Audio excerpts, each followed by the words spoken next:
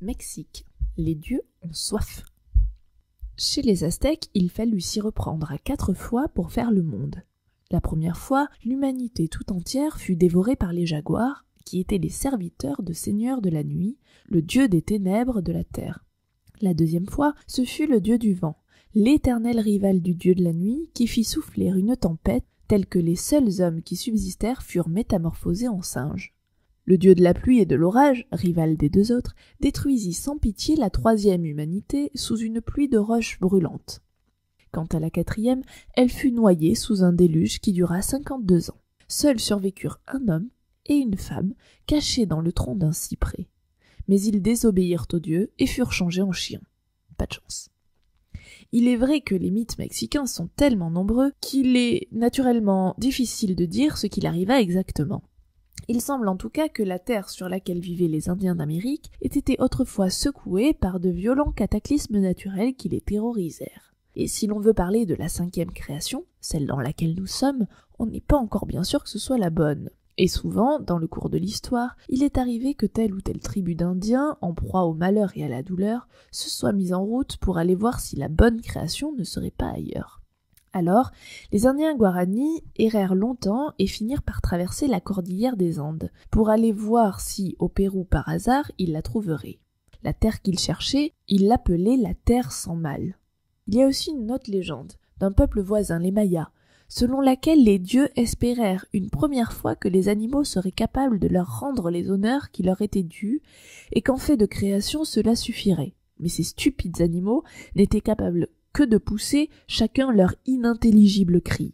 Aussi, dans leur dépit, les dieux les condamnèrent-ils à devenir plus tard la pâture de ceux qui leur succéderaient. Tout n'était pas perdu. Et ils essayèrent de faire de nouvelles créatures avec de la terre et de l'eau. Mais comme ces créatures n'avaient pas d'articulation ni de nerfs et étaient incapables de se tenir debout, de dépit, ils détruisirent une nouvelle fois ce qu'ils avaient tenté de faire. Ils eurent alors l'idée de faire des hommes en les sculptant dans du bois, mais ces hommes n'avaient aucune conscience des choses et ne se souvinrent pas de leur création.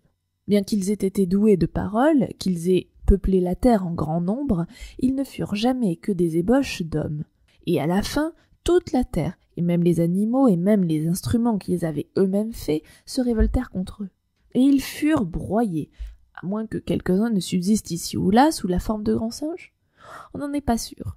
Et alors, les vrais hommes, ceux qui vivent maintenant, ils furent, dit-on, créés encore une fois par Quetzalcoatl, un dieu bienveillant que d'autres appellent le serpent à plumes, qui, au lieu de souffler sur l'humanité pour la détruire, s'en alla cette fois chercher sous terre les ossements desséchés des morts, lesquels, on ne sait pas, et les arrosa de son sang pour leur redonner vie. Ensuite, il les nourrit de maïs. Mais l'âme indienne était pénétrée d'angoisse et de peur. Les créatures des dieux avaient déjà été exterminées tant de fois. Et cette fois encore, ils ne purent s'empêcher de douter de leur Dieu, et ils se persuadèrent qu'un beau matin, le soleil ne se lèverait plus sur eux, et que le monde dans lequel ils vivaient s'abîmerait dans d'immenses tremblements de terre. Aussi, ils prirent l'habitude chaque matin d'offrir au soleil des sacrifices pour l'implorer de reparaître dans le ciel. Tous les 52 ans, l'angoisse était encore plus grande.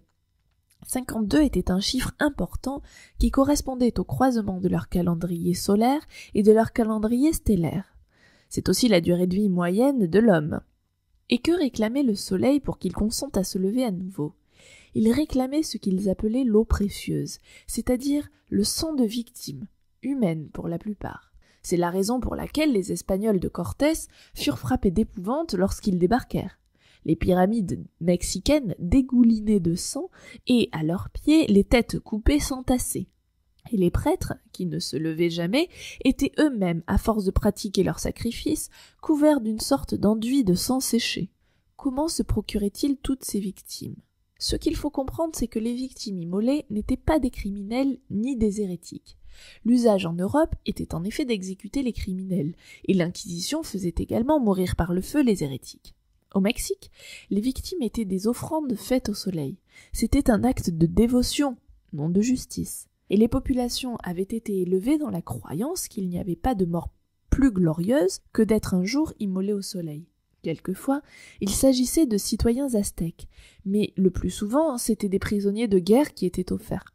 Or, pour avoir des prisonniers de guerre à offrir, il fallait faire la guerre, d'où l'organisation régulière de guerre avec les tribus voisines qui partageaient les mêmes pratiques religieuses. Le principal objet de ces guerres était non de conquérir des territoires, mais de faire des prisonniers. Après les avoir longuement comblés d'honneur et de nourriture, on les étendait sur la pierre du sacrifice au sommet de la grande pyramide, on leur ouvrait la poitrine avec un couteau d'obsidienne, et l'on arrachait le cœur encore tout palpitant pour l'offrir au soleil. Des couteaux d'obsidienne. Les Aztèques, au moment où les Espagnols débarquèrent, n'avaient pas découvert le fer, et même s'ils avaient réussi à construire une civilisation très avancée et très raffinée, ils vivaient encore à l'âge de pierre. L'obsidienne était une pierre volcanique très dure dans laquelle ils taillaient en particulier leurs instruments tranchants, et le sang des victimes coulait lentement jusqu'au bas des pyramides. Qu'est-ce que tout cela vient faire dans un conte de création du monde? C'est que, précisément chaque matin, il fallait recréer le monde. C'était la création continuée, la création soutenue à bout de bras. Si l'on s'arrêtait de faire couler le sang, le monde serait détruit. Cependant, quand les envahisseurs firent cesser les sacrifices au soleil, il n'en continua pas moins à tourner et tourne encore aujourd'hui. Mais le peuple aztèque fut atteint dans ce qu'il avait de constitutif, la croyance en ses dieux.